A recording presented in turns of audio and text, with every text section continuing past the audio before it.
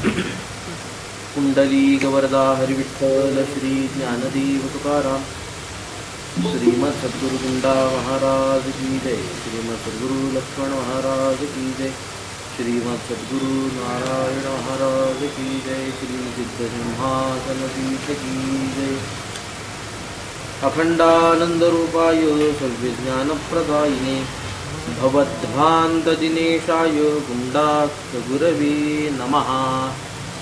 कटाक्ष किरणाचांत नमन मोहाब्दये नमः। अनंतानंद कृष्णाय जगन्मंगलमूर्तये।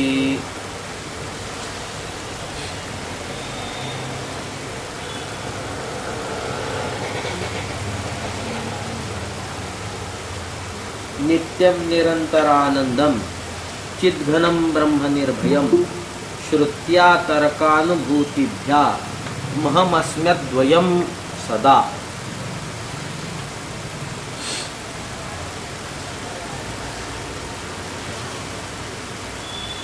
आजपासून अद्वैत मकरंद या आत्म्याचं चिंतन करणाऱ्या अद्वैत वेदांताच्या प्रकरण ग्रंथाचा आरंभ होत आहे।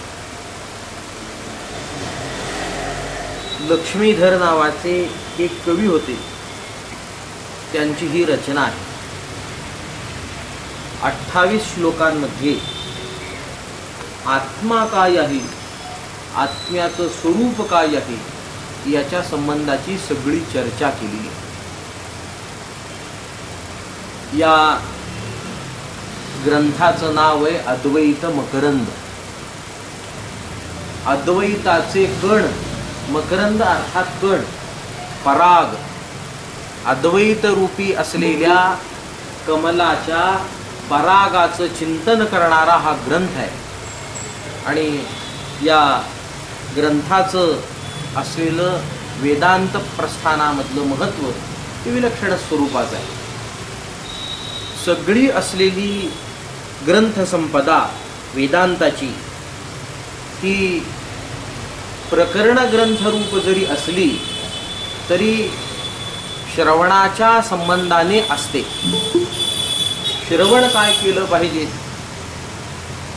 ज्या व्यक्तीच्या अंतःकरणामध्ये वेदांताच्या संबंधाने आणि वेदांतातील असलेल्या अनेक काही प्रश्नांच्या संबंधाने जी काही चिकित्सा निर्माण होते, त्या प्रश्नांच्या उत्तराच्या संबंधाची सगळी असलेली चर्चा अनेक प्रकरण ग्रंथामध्ये अनेक विद्वानांनी, उद्भट विद्वानांनी केलेली आहे।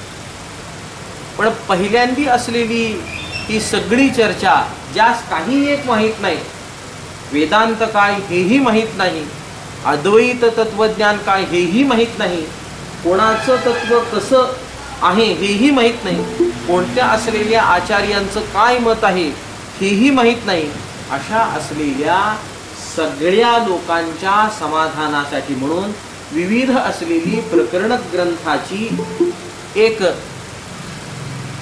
शृंखला वेदांतामध्ये आपल्याला सापडते, की जी प्राथमिक स्वरूपाचं चिंतन करणारी असते।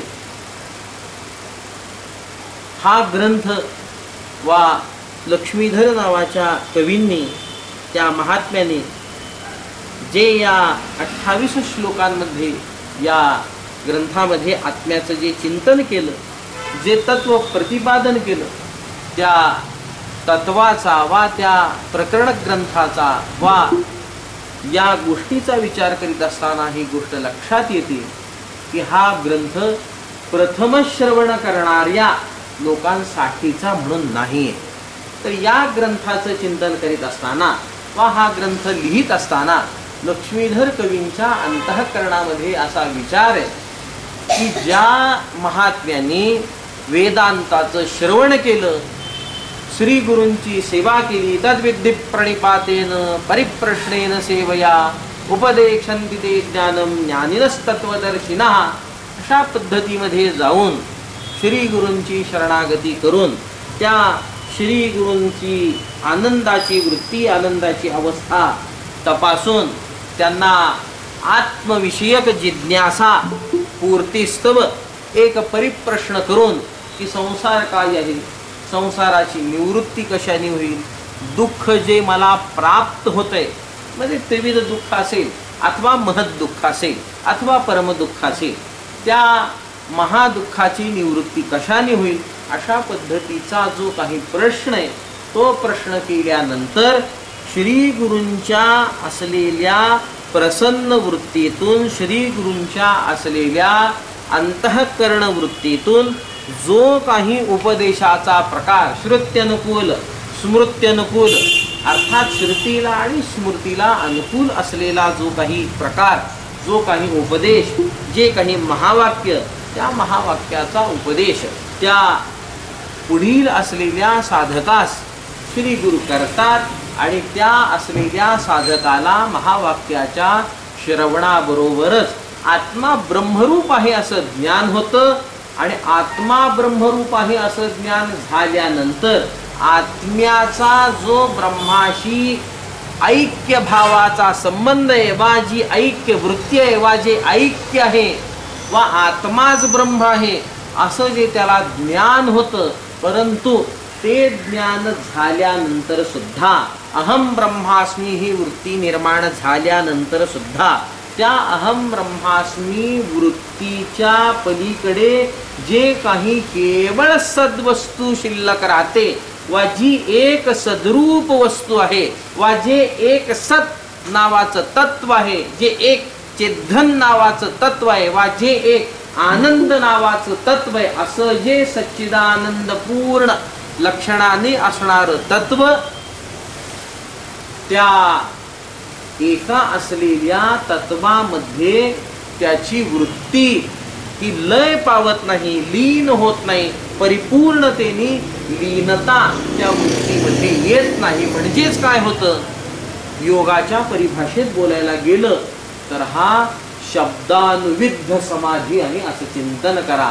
शब्दाने बांधलेली वाक्यजन्य जी वृत्ती आहे त्या वाक्यजन्य वृत्तीचा जो काही एक परिणाम अंतःकरणाच्या ठिकाणी त्या साधकाच्या होतो आणि अहम ब्रह्मास्मी या अंतिम असलेल्या, एक असलेल्या, अणकुचीदार असलेल्या, शेवटच्या असलेल्या वृत्तीमध्ये तो साधक बांधला जातो. ब्रह्मागोचर अशा पद्धतीची त्याची जी अंतःकरण वृत्ती अहम ब्रह्मास्मी ज्ञान आहे, पण ब्रह्मागोचरता, ब्रह्म अगोचरता केवळ शब्दाने विद्धता त्या वृत्तीच्या ठिकाणी संपादित झाली असल्या कारणानं शब्दानुविद्धता त्याच्या असलेल्या वृत्तीमध्ये येते आणि ही आलेली अनुविद्धता वा ती आलेली बद्धता वा ती निर्माण झालेली वृत्ती वा अहम ब्रह्मास्मी नामाची जी मूस आहे त्या मुसीत तयार झालेली ही जी अंतःकरणाची वृत्ती आहे, त्या एका असलेल्या वृत्तीमुळे त्या वृत्तीच्या पलीकडे असलेली जी सद्वस्तू आहे त्या सद्वस्तूचं जशाला तसं ज्ञान होतंय असं त्या साधकाच्या संबंधाने विचार करता येत नाही. कारण त्याचं असं आहे, अहम ब्रह्मास्मी ही जरी अंतिम वृत्ती असली तरी त्या असलेल्या वृत्तीचा उपयोग करून अज्ञानाचा जो काही ध्वांत परिणाम आहे म्हणजे अंधकार आहे, त्या अज्ञानाचा जो काही ध्वांत परिणाम वा अज्ञान ध्वांत त्याचा निराश करण्यामध्ये त्याची कृतार्थता आहे. जोपर्यंत अज्ञानाचा असा जो परिणाम होतोय त्या परिणामाच्या पलीकडे जाऊन त्याचा निराश करून ती अहम ब्रह्मास्मी नावाची अंतःकरणाची अंतिम वृत्ती विश्राम पावत नाही, लीन होत नाही, केवळ ब्रह्मामध्ये परिवसित होत नाही, परिवसांती जो होत नाही, तोपर्यंत त्या अहम ब्रह्मास्मी नावाच्या अंतिम वृत्तीचा असलेला ठाव ठिकाणा वा अहम ब्रह्मास्मी नावाची अंतिम जी वृत्ती आहे त्या वृत्तीची असलेली उपस्थिती, त्या वृत्तीचं असलेलं वृत्तिरूप ज्ञान, त्या वृत्तिरूप ज्ञानाचा परिणाम असा होतो की असंभावना निर्माण होण्याची दाट शक्यता निर्माण होते. असंभावना निर्माण होण्याची तिथे संभावना आहे वा निर्माण होतेच असं आपल्याला चिंतन करावं लागेल. जे काही अति उच्च अधिकारी आहेत ज्यांचं अंतःकरण पूर्वजन्मांमध्ये केलेल्या नित्य नैमित्तिक कर्माच्या अनुष्ठानाने पूर्ण शुद्ध झालेले आणि असं पूर्ण शुद्ध झालेलं अतीव सत्वोद्रिक्त झालेलं अंतःकरण आणि अतीव उच्च अधिकार प्राप्त झालेला साधक प्रथम श्रवणाद्वारा महावाक्य श्रवणाद्वाराच जीव ब्रह्मैक्य ज्ञानाला प्राप्त होतो आणि जीव ब्रह्मैक्य ज्ञान होऊन तो मुक्तही होतो. जीवनमुक्ती ही त्याची संभवते असा विचार करता येतो. परंतु असा असलेला जो प्रथम श्रवणाद्वारा कानावचनाची भेटी केवळ ऐकलं श्रवण केलं आणि मुक्तीला गेला ज्ञानाला गेला असा असलेला साधक कोणीतरी विरळाच आहे असं आपल्याला चिंतन करावं लागेल. प्रत्येकाला ती गोष्ट होईलच असं होणार नाही. तत्वमसी महावाक्याचं उच्चारण केल्यानंतर सद्य परिस्थिती अशी आहे की हे काय आहे हेच कळत. तत्वमसी म्हणता मराठीत म्हणता की संस्कृत मध्ये म्हणायला लागला. संस्कृत शब्दच माहित नाही. आता संस्कृत भाषा तर फार लांब आहे. संस्कृत शब्द हा असतो हीच गोष्ट माहित नाही. त्यामुळे तत्वमसी म्हटल्यानंतर काय म्हणायला लागलात हा पहिल्यांदी प्रश्न. संस्कृतचं वाक्य आहे असं म्हटल्यानंतर अर्थ काय कुठलं वाक्य इथपासून होणारी सुरुवात असल्या कारणानं तत्वमसी म्हणल्यावर बोध होईल ही गोष्टच पहिल्यांदी अवघड आहे असा आपल्याला विचार करावा लागतो. शब्द शक्तीचंच ज्ञान नाही अर्थशक्तीचंच ज्ञान नाही मग तात्पर्यानुवृत्ती होणार कुठून. तात्पर्य त्या तात्पर्याचा बोध होईलच कुठून. तात्पर्याचा शोध तात्पर्याचा बोध तात्पर्याचं ज्ञान होणंच शक्य नाही अशी स्थिती असल्या कारणानं केवळ महावाक्य श्रवणाद्वारा ज्ञानाला जाणारा महात्मा तो साधक अत्यंत विरळा ही गोष्ट आपल्याला मान्य करावी लागते. सगळ्यांच्या असलेल्या दृष्टीने विचार करीत असताना दुय्यम प्रतीच्या साधकाचा विचार करा. आपल्या दृष्टीने विचार करता येत नाही. दुय्यम पद्धतीचा साधक आहे. उत्तम वेगळा मध्यम साधक पकडायचा. मध्यम साधकाच्या दृष्टीने विचार करीत असताना त्याच्या असलेल्या सगळ्या अंतःकरण वृत्तीचा अंतःकरणाच्या शुद्धीचा विचार केला असता वेदांत विचार रूप श्रवणाचा तो अधिकारी असल्या कारणानं वेदांत विचार रूप श्रवण जोपर्यंत त्याला घडत नाही तोपर्यंत त्याच्या ठिकाणी असलेला संशय कोणत्याही पद्धतीत समाप्त होत नाही असा विचार करावा लागतो. म्हणजेच काय वेदांत विचार रूप श्रवण याचा अर्थ काय तर वेदांताचे जे जे काही म्हणून सिद्धांत सांगितलेले आहेत ते सगळे असलेले सिद्धांत आणि त्याचा असलेला जो प्रश्नोत्तरी रूपाचा उहापोह आहे जो संवादात्मक भाग आहे त्या सगळ्या असलेल्या संवादात्मक भागाचं चिंतन करावं लागतं. सगळा असलेला तो भाग समजून घ्यावा लागतो आणि प्रत्येक वेळी निर्माण झालेला जो काही प्रश्न आहे तो प्रश्न मात्र आपल्याला सोडून घ्यावा लागतो. श्रोत्रिय ब्रह्मनिष्ठ अशा असलेल्या श्री गुरूंच्या ठिकाणी या सगळ्या असलेल्या प्रश्नांची मात्र उत्तर आपल्याला मिळतात. श्रोत्रिय ब्रह्मनिष्ठम असा सद्गुरू असतो. दयाळू असतो का असत नाही याचा थोडासा विचार करावा लागतो. आपण नाहीतरी नेहमी ऐकलेलं असतं श्रोत्रिय ब्रह्मनिष्ठ आणि दयाळू असं सद्गुरूंचं लक्षण केलेलं असतं. श्रोत्रिय ब्रह्मनिष्ठ एवढंच पुरेसं आहे. दयाळूपणा सांगायचा नसतो त्यांचा तो उपाधी आहे. कारुण्य नावाचा उपाधीच असल्यामुळं स्वरूपत्य असल्यामुळं पुन्हा पुन्हा सांगण्याची गरज नसते. वा श्रोत्रिय आणि ब्रह्मनिष्ठ असलेला जो महात्मा की जो ज्याने शास्त्रीय परंपरेनुसार श्रवण केलं श्री गुरूंच्या ठिकाणी जाऊनही श्रवण केलं सगळं शास्त्र ज्या ज्या काही शंका असतील त्याला माहिती आहेत उत्तर त्याला माहिती आहेत तर्क श्रुती अनुभव या सगळ्यांची संगती त्यांनी लावलेली आहे असा तो आहे.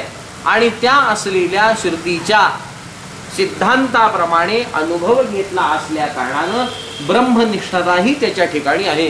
आता ब्रह्मनिष्ठता ज्या ज्या साधकाच्या ठिकाणी निर्माण होते वा ज्या साधूच्या ठिकाणी ब्रह्मनिष्ठा असते त्या साधूच्या अंतःकरण वृत्तीचा पत्ता नाही. अंतःकरणाची त्याची कोणती वृत्ती असते असं सांगता येत नाही. अंतःकरणाची त्याची असलेली वृत्ती तिचंच निर्गमन झालेलं असतं ना. वृत्तीच म्हणून काही शिल्लक राहत नाही ना. तिचा त्या साधकाचा असलेला जो काही व्यवहार आहे त्या सगळ्या असलेल्या व्यवहारावरून साधू पुरुष वृत्तीवर आहे असं तुम्ही म्हणू शकता. पण भ्रांत दृष्टीने म्हणावं लागतं की साधू पुरुषाला कोणती तरी वृत्ती आहे. प्रारब्ध कर्मानुसार त्याला काहीतरी वृत्ती प्राप्त आहे असं आपल्याला म्हणावं लागतं. परंतु साधूच्या आत्मदृष्टीने ज्यावेळी चिंतन करा, आत्मभावाने चिंतन करा, त्यावेळी मात्र असं लक्षात येतं की साधूच्या ठिकाणी कोणतीही एक वृत्ती शिल्लकच राहिलेली नाही. त्यामुळे ईश्वराने स्वतःच्या सत्तेचा एक उपयोग केला, महत् उपयोग केला आणि साधूच्या ठिकाणी वृत्तीच काही शिल्लक राहत नसल्या कारणानं त्याचा उपयोग कोणाला होणार नाही. ही गोष्ट ध्यानात घेऊन त्या साधूचा उपाधीच करुणामय केला. त्यामुळे श्रोत्रिय ब्रह्मनिष्ठ असा असलेला महात्मा असला की त्याच्या पोटामध्ये दयाळूपणा शिल्लक आहे, दयाळूपणा असतो. ही गोष्ट आपल्याला लक्षात घ्यावी लागते. श्रोत्रिय ब्रह्मनिष्ठ आणि दयाळू अशा असलेल्या सद्गुरूंच्या पुढे जाऊन त्यांच्या पुढे जे जे काही म्हणून सिद्धांत असतील, वेदाचा जो काही भाग असेल, श्रुतीचं जे सार असेल, वेदांताचं जे सार असेल, उपनिषद वा वेदांताची जी काही प्रस्थान असतील त्या सगळ्या असलेल्या म्हणजे मुख्य प्रस्थान, लघु प्रस्थान, बृहद प्रस्थान आणि तीन तीन असल्या कारणानं प्रस्थानत्रयी अशा पद्धतीचं जे जे म्हणून काही असेल त्या सगळ्यांच्या संबंधाने निर्माण होणारी शंका, सगळ्यांच्या संबंधात असलेले सिद्धांत आणि त्या सिद्धांतामध्ये असलेली एक एक एक एक रत्न, ती सगळी रत्न आम्हाला जाणून घ्यावी लागतात आणि ती आम्ही जाणून घेतली असता अंतिमतः महावाक्याचा जो काही उच्चार पूर्वी केलेला आहे त्या महावाक्याचा जो काही शब्दशक्ती वाच्यार्थाने, लक्षार्थाने, शक्यार्थाने जो कोणता अर्थ प्रमाणांच्या द्वारा समजावून घ्यावयाचा आहे, मग कोणतीही लक्षणेचा विचार त्या ठिकाणी करा.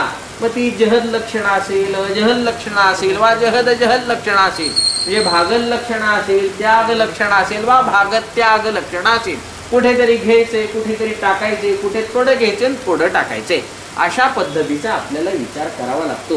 घोडा धावतो, काळा धावतो असं म्हटल्यानंतर काळा घोडा धावतो असं चिंतन करावं लागतं. काहीतरी घेतलं, गंगेवर गवळवाडा आहे असं म्हटल्यानंतर सांगावं लागतं गंगेच्या तीरावर गवळवाडा आहे, हा तो देवदत्त आहे असं म्हणत असताना विचार करावा लागतो. हा देवदत्त त्या काळातला, त्या देशातला होता, मग हा आत्ताचा, तो तेव्हाचा, त्या कालाचा, त्या देशाचा त्याग केला, आत्ताच्या देशाचा कालाचा त्याग केला आणि देवदत्त नावाच्या एका उपाधीचा स्वीकार करून तिथे ऐक्य आम्ही प्रस्थापित केलं, ऐक्य आम्ही समजून घेतलं. अशी कोणतीही लक्षणा त्या महावाक्याच्या संबंधाने केली असता ज्ञात असलेल्या लक्षणेप्रमाणे आणि उपस्थित असलेल्या सिद्धांताप्रमाणे व उपस्थित असलेल्या सर्वांच्या ज्ञानाप्रमाणे तत्वमसी महावाक्याच्या संबंधाने भागत त्याग लक्षणेचा विचार करून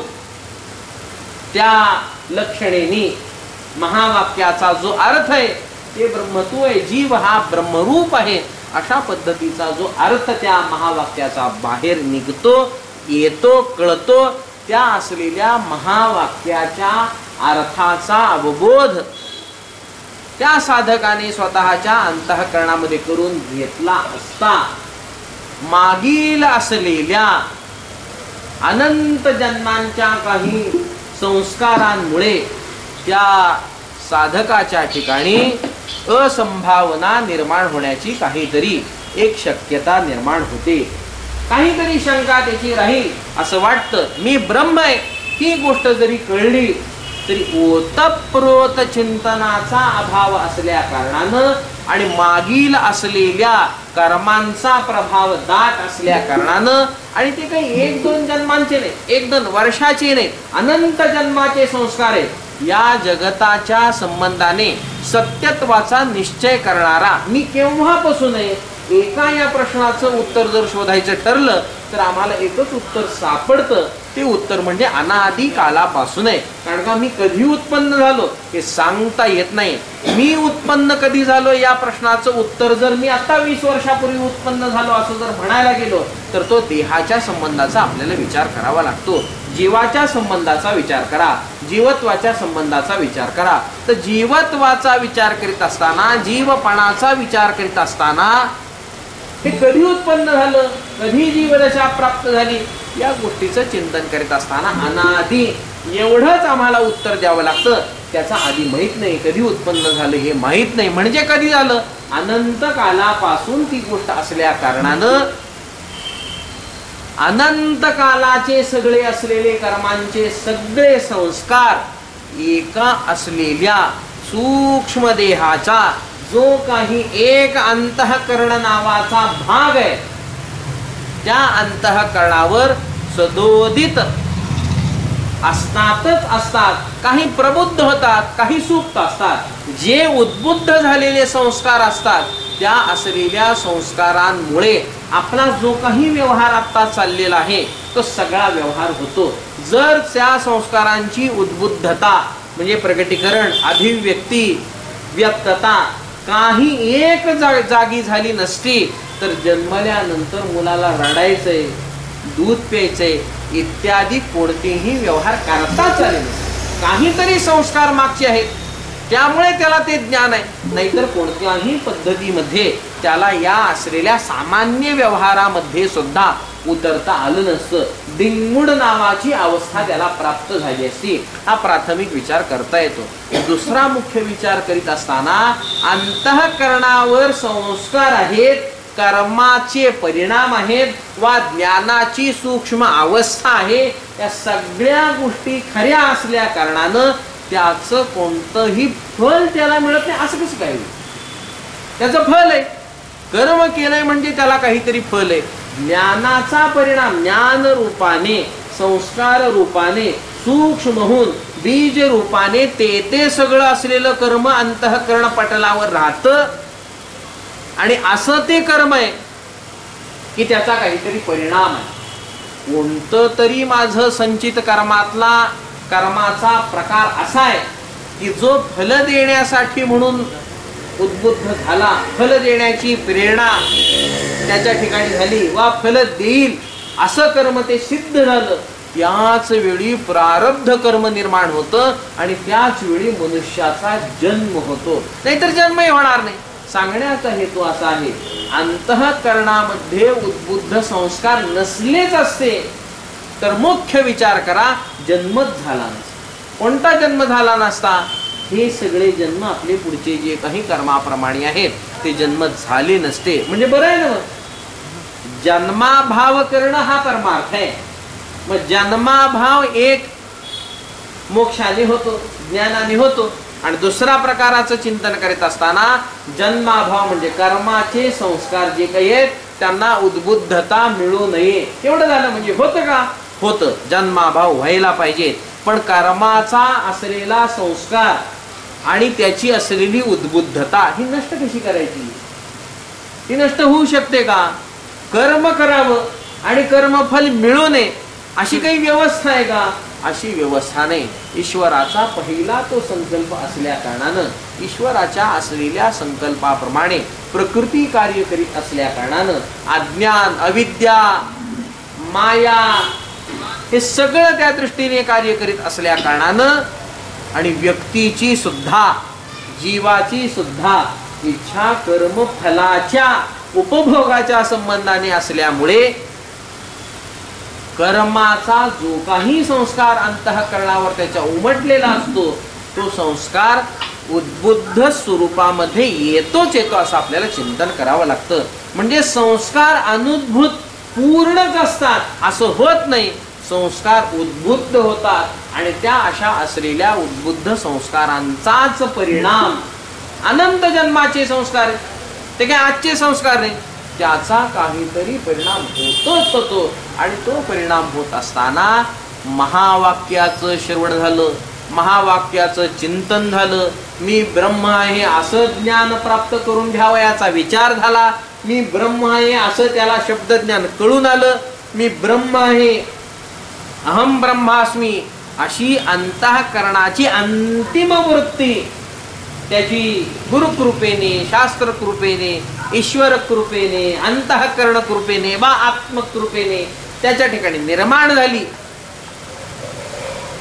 तरीही या एका असलेल्या प्रारब्ध कर्माचा विचार आणि एका असलेल्या या संस्कारांचा विचार करावा लागतो. आणि त्याचा परिणाम असा होतो की महावाक्य ज्ञान झाल्यानंतर सुद्धा असंभावना निर्माण होण्याची शक्यता दाट होते. असंभावना म्हणजे काय, तर त्याचा अर्थशास्त्राने दिला, संशय हे होऊ शकत नाही. संभावना म्हणजे होण्याची शक्यता, असंभावना म्हणजे होऊ शकत नाही अशी एक वैचारिक अवस्था.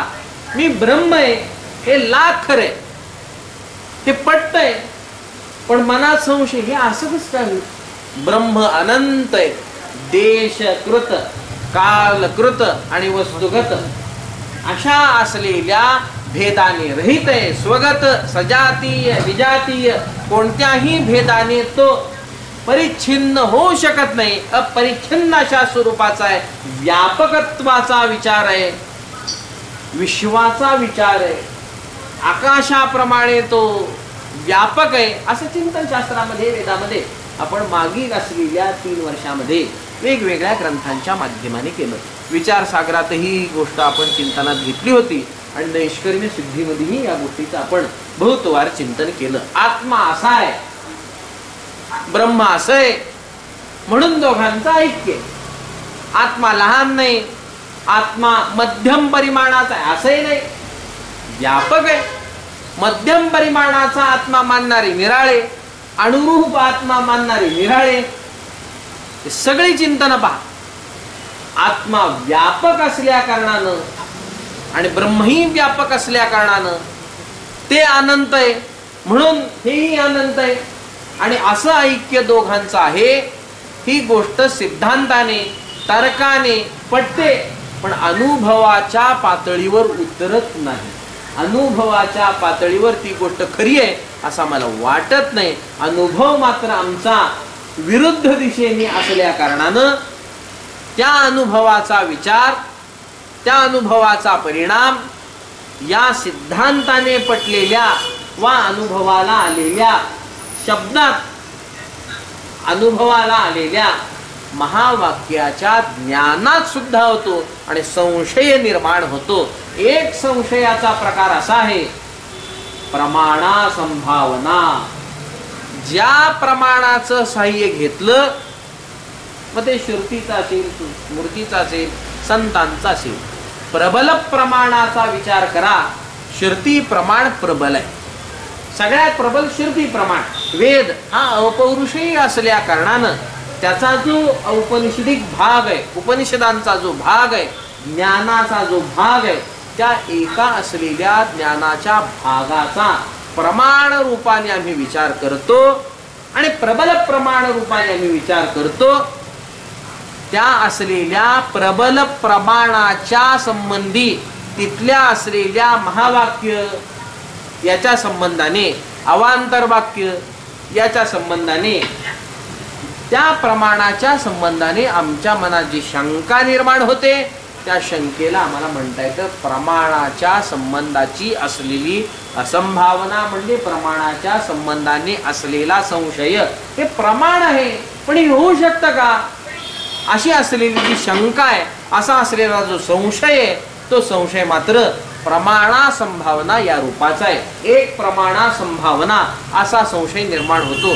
दुसरं असलेला असंभावना सांगत असताना, दुसरा असलेला संशय सांगत असताना शास्त्राने असं चिंतन केलं, प्रमेया संभावना. प्रमाणा संभावना महावाक्याच्या ज्ञानाच्या उपरांत होते नाही असं नाही, होऊ शकते, पण ती काही एक श्रवणाने निवृत्त होईल. त्याला फार काही प्रामाण्याचा विचार केला असता ती गोष्ट निवृत्त होते.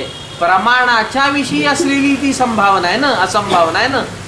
प्रमाणच खरंय का खोटंय ही असलेली पुन्हा एक वृत्ती आहे. मग ती असलेली वृत्ती जर आम्हाला झाकून टाकायची असेल, तिचा निराश करायचा असेल, तर पुन्हा एकदा वेदांत विचार रूप श्रवण आम्ही केलं, पुन्हा एकदा ती गोष्ट आम्ही प्रामाण्याच्या संबंधाने ऐकून घेतली, तर प्रामाण्य त्या वेदाचं, त्या सिद्धांताचं, त्या वाक्याचं आम्हाला कळलं असता तो संशय निघून जातो. हा प्रमाणाच्या विषयी आहे.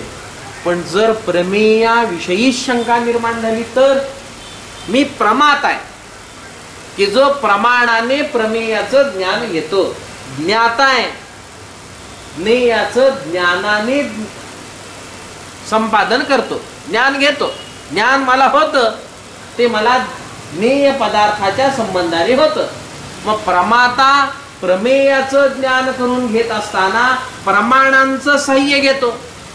प्रमाणांच्या संबंधाने असलेली सगळी दुष्टता, सगळा असलेला दोष आम्हाला काहीतरी बाहेरून काहीतरी वापरून तो नष्ट करता येतो. पण प्रमेयाविषयी जर संशय निर्माण झाला तर मी ब्रह्म आहे या वाक्याच्या संबंधाने प्रामाण्य किती, हा एक संशयाचा प्रकार, प्रमाणा संभावना. आणि मी ब्रह्म आहे हेच खरंय का खोटंय या संबंधाने आलेला संशय प्रमेयाच्या संबंधाने आलेला संशय असतो. जी सिद्ध वस्तू आहे वा जो सिद्धांत आहे त्या असलेल्या सिद्धांताच्या संबंधाने, एक लक्ष वस्तूच्या संबंधाने, महावाक्याने प्रतिपादन केलेल्या ऐक्य भावाच्या संबंधाने निर्माण झालेला जो अंतःकरणातला संशय, तो संशय म्हणजे प्रमेय असंभावना, प्रमेय संशय अशा स्वरूपाचा आहे.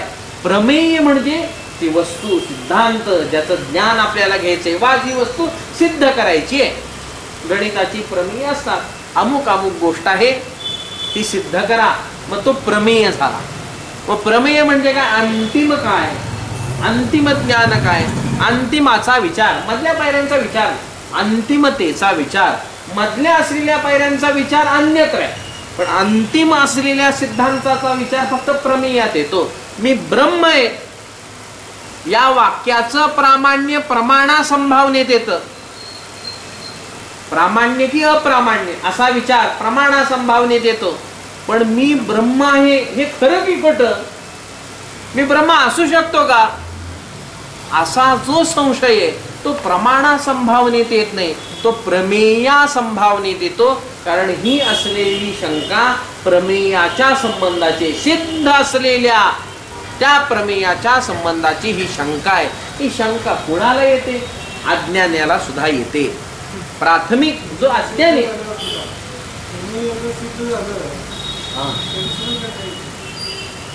एक सिद्धांत आहे की श्रुतीने श्रुत्यानुकूल तर्क असावा आणि तर्कानुरूप अनुभव असावा, व्यक्तीला पटतो. आता गंमत अशी आहे, श्रुतीचं प्रामाण्य पटलं, तर्काने, न्यायाधिक ग्रंथाने, जटिल सगळ्या वाक्य समूहाने सिद्धांत पटलाय, अनुभवाला विरोध होतोय एवढाच काय तो प्रकार.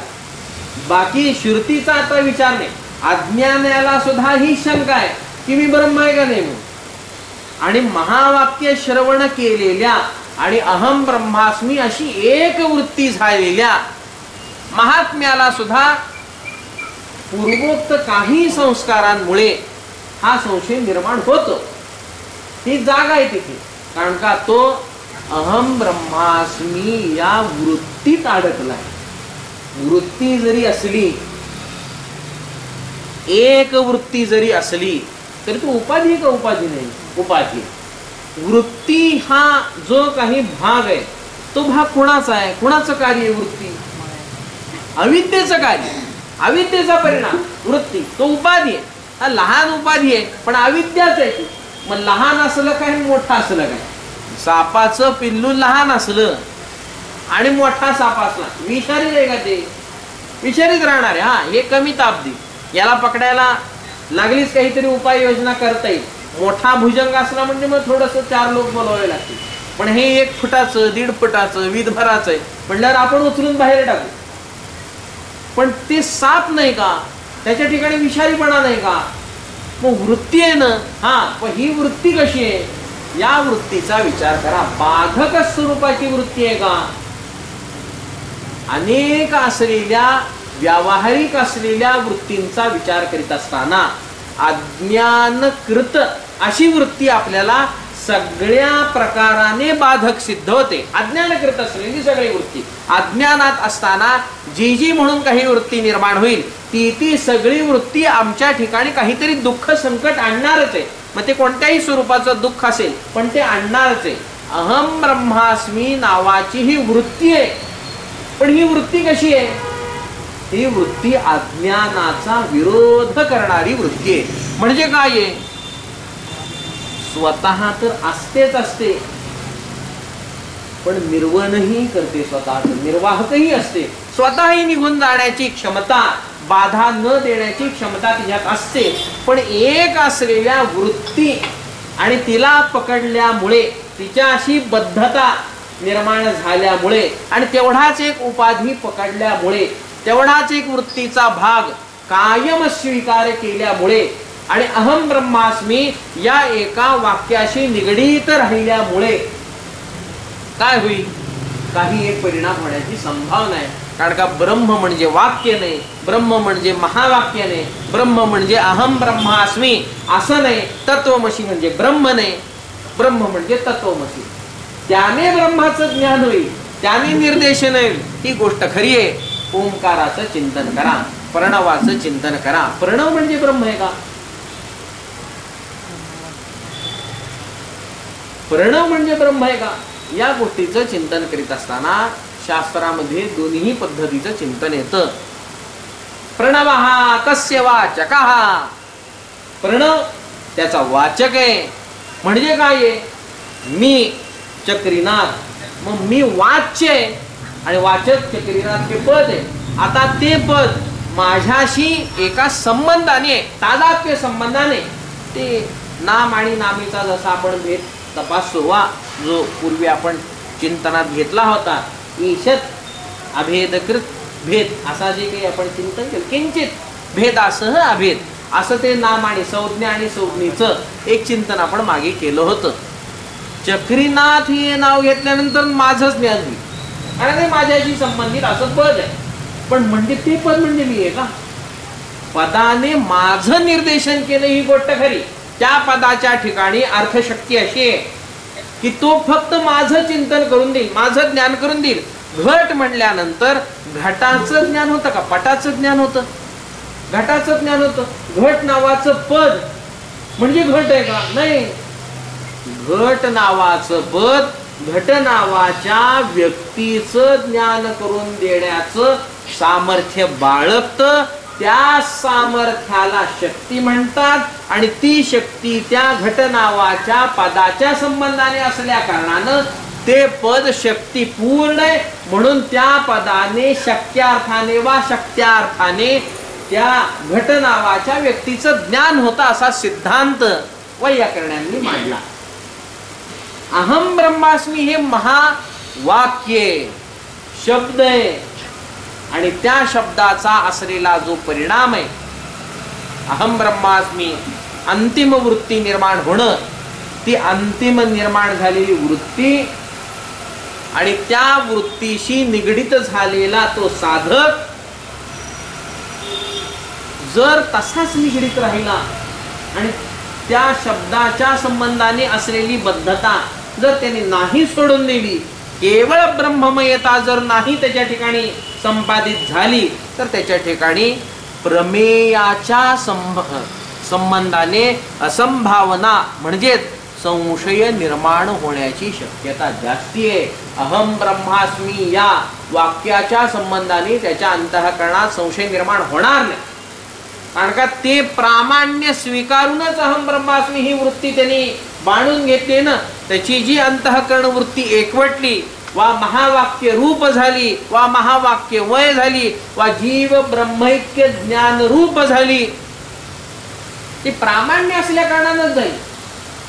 पण त्या असलेल्या एका शब्दाच्या संबंधाने, एका वाक्याच्या संबंधाने असलेली जी प्रतिबद्धता आहे, अनुबद्धता आहे, अनुविद्धता आहे, त्यामुळे होईल काय, एक उपाधी शब्दाचा जशाला तसा सापडेल.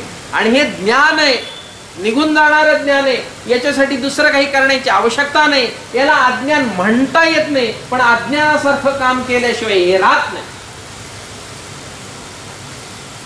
खोटं बोलणं धर्म की अधर्म, म्हणजे उदाहरण देतो. खोटं बोलणं धर्म आहे का अधर्म आहे?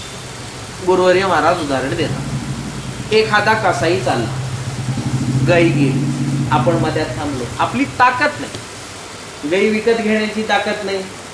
एक दुसरी गोष्ट, कसायाला मारून पाठवण्याची ताकद नाही.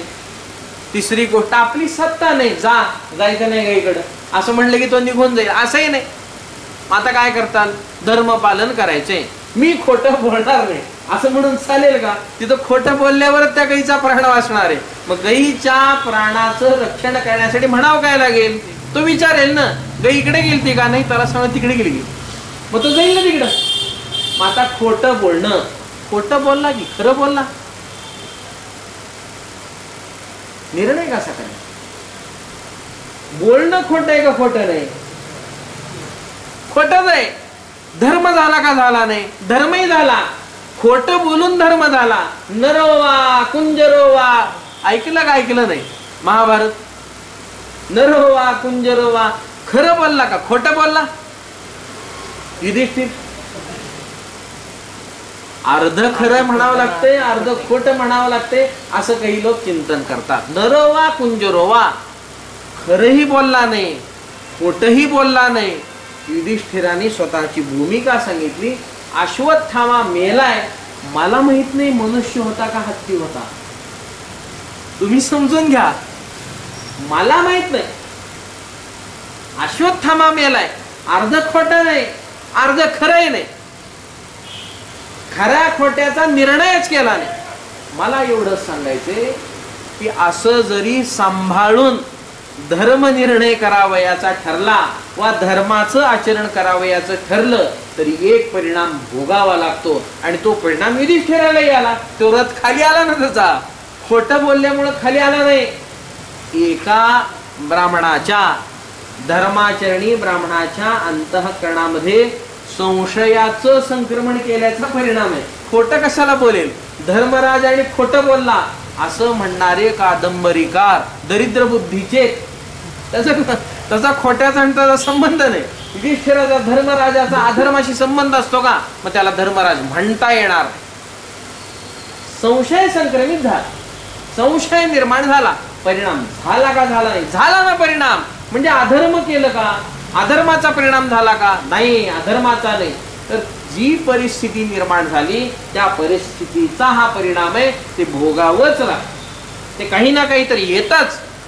अहम ब्रह्मास्मी ही वृत्ती आहे म्हणजे अज्ञान आहे का? नाही, ज्ञान आहे.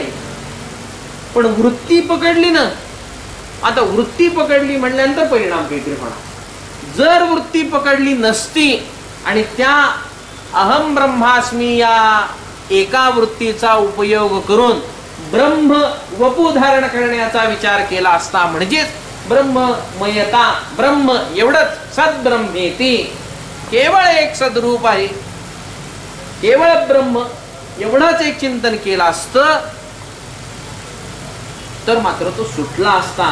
त्यांनी हे नाही केलं आणि शब्दाने अन्विद्ध झालेल्या एका अहम ब्रह्मास्मी नावाच्या अंतिम वृत्तीमध्ये बांधला गेला असल्या कारणानं आणि सातत्याने त्या अहम ब्रह्मास्मीचं चिंतन करीत असल्या कारणानं त्याच्या ठिकाणी प्रमेय असंभावना निर्माण होण्याची शक्यता असते. कारण का तो केवळ प्रमेयाच्या संबंधाने असणारं जे वाक्य ते वाक्य धरून बसलाय. अर्धापत्ती प्रमाणाने विचार करा. मी ब्रह्म आहे, मी ब्रह्म आहे, मी ब्रह्म आहे असं सारखं चिंतन करणारा व्यक्ती, अहम ब्रह्मास्मी अहम ब्रह्मास्मी असं म्हणणारा व्यक्ती, कधी ब्रह्म नव्हता म्हणून आता अहम ब्रह्मास्मी म्हणू लागला, असं म्हणावं लागेल का नाही? म्हणावं लागेल. जीव ब्रह्मरूप आहे.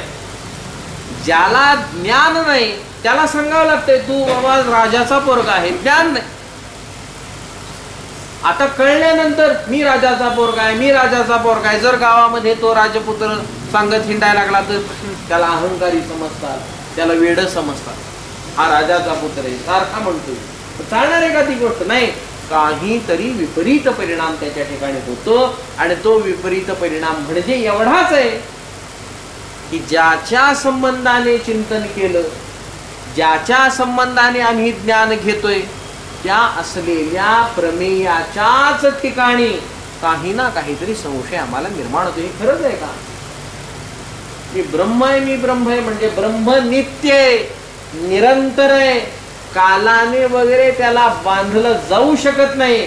आणि अहम ब्रह्मास्मी म्हणताना मी ब्रह्म आहे, आधी नव्हतो म्हणून आता झालो, असा कालकृत कोणता तरी दोष येण्याची संभावना निर्माण होते. आणि तो कालाचा एक आलेला असा महिमा वा दोष पुन्हा संशय निर्माण करेल की खरंच आहे का असे. अशी एक शंका निर्माण झाली तर काय केलं पाहिजे महात्म्याला? आणि अशी शंका ज्ञानी आहे, साधारण नाही, चांगदेवासारखा महायोगी आहे. अहम ब्रह्मास्मी ज्ञान नाही का? अहम ब्रह्मास्मी ज्ञान आहे. शुद्धात्मगोचर परंतु ब्रह्मागोचर असलं त्यांचं ज्ञान आहे. ब्रह्माच्या ठिकाणी गेलं, अंतिम अवस्थेला गेलं, मी ब्रह्म इथपर्यंत गेलं, पण खरंच ब्रह्म काय आहे? ओतप्रोत चिंतनाचा तसा झालेला अभाव प्रमेय संभावनेच्या दृष्टीने, प्रमेया संभावनेच्या दृष्टीने एक भूमिका बजावतो आणि प्रमेयाच्या संबंधाने अंतःकरणात संशय निर्माण करतो. प्रमेय काय आहे? मी ब्रह्म आहे हे प्रमेय आहे, ब्रह्म आहे प्रमेय आहे, मी ब्रह्म आहे आणि ब्रह्म मी आहे, अशा संबंधाचं असलेलं ओतप्रोत चिंतन, आत्म्याच्या संबंधाचं असलेलं हे चिंतन, जर तो संशय निर्माण झाला तर अशा असलेल्या ज्ञानी महात्म्यांनी काय करावं असा विचार लक्ष्मीधर कवींच्या मनामध्ये. एवढं मला सांगायचं. लक्ष्मीधर कवी काय विचार करतायत? ग्रंथकार आहेत, मूल ग्रंथकार आहेत की ज्यांना असा अद्वैताचा मकरंद दाखवायचा आहे, हे परागकण दाखवायचे, हा सुगंध दाखवायचा. आणि तो कोणाला दाखवायचा आहे? ज्ञान्यांना दाखवायचा की हे करा. अडले, थोडे अडले, किंचित काहीतरी एक पडदा निर्माण झालाय वा आहे, पारदर्शक आहे सगळं, पण काहीतरी भेद आहे. जे प्लास्टिकचा पडदा ठेवा, आता आपल्याला समजून सांगण्यासाठी म्हणून उदाहरण, ते परिपूर्णच असावं असं नाही. आर पार दिसणारा प्लास्टिकचा एक पडदा केला, पलीकडचं दिसतं का? दिसत नाही. दिसतं पलीकड कोण बसलंय, काय करते, सगळं दिसतं. जा म्हणे, हात घाल म्हणे, त्याच्यात जाता येतं? जात नाही, पडदा आहे ना, त्याच्यात प्रविष्ट होता येत नाही. सहज त्या वृत्तीत जाता येत नाही. असहज निर्माण झालेली ही वृत्ती आहे. सहज वृत्ती निर्माण झाली, ज्ञानाची निर्माण झाली, तर त्या व्यक्तीला जीवनमुक्त समजावं लागतं. जीवनमुक्त कोटीमध्ये तो येतो. प्रारब्ध कर्म शेष आहे. ज्ञान झालंय. आणि कशाचं ज्ञान झालंय? कैवल्याचं ज्ञान झालंय, कैवल्य पदाचं ज्ञान झालंय. त्याला म्हणा जीवनमुक्त.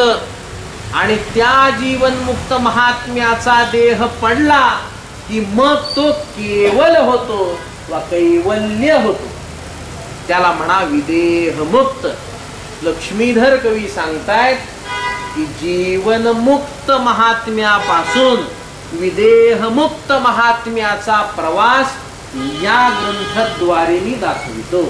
माझी प्रतिज्ञा अशी आहे की जीवनमुक्त महात्मा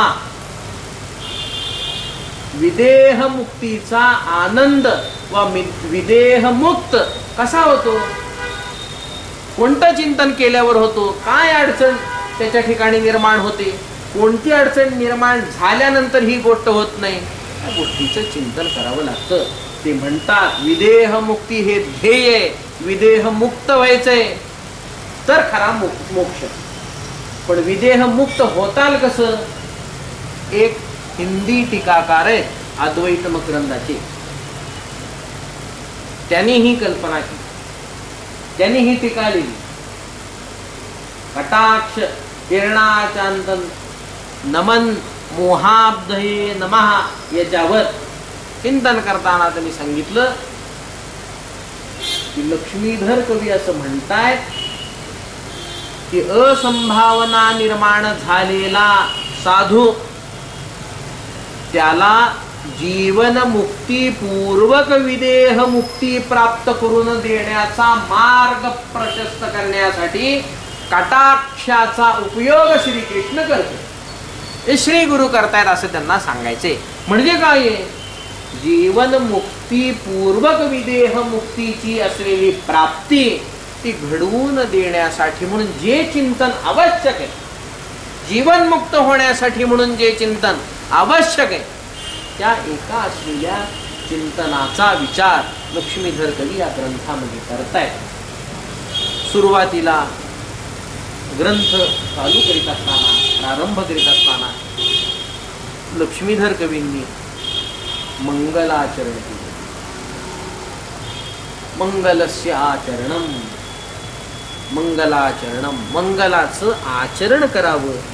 म्हणजे ग्रंथ समाप्ती तर निर्विघ्न तर होतेच होते, ग्रंथाचा विषयही कळतो, ग्रंथाचा प्रवेशही कळतो, ग्रंथ काय सांगणार आहे, ग्रंथाचं फल काय, याही गोष्टीचं ज्ञान होतं. आणि शिष्य शिक्षा हेही समजून जाते.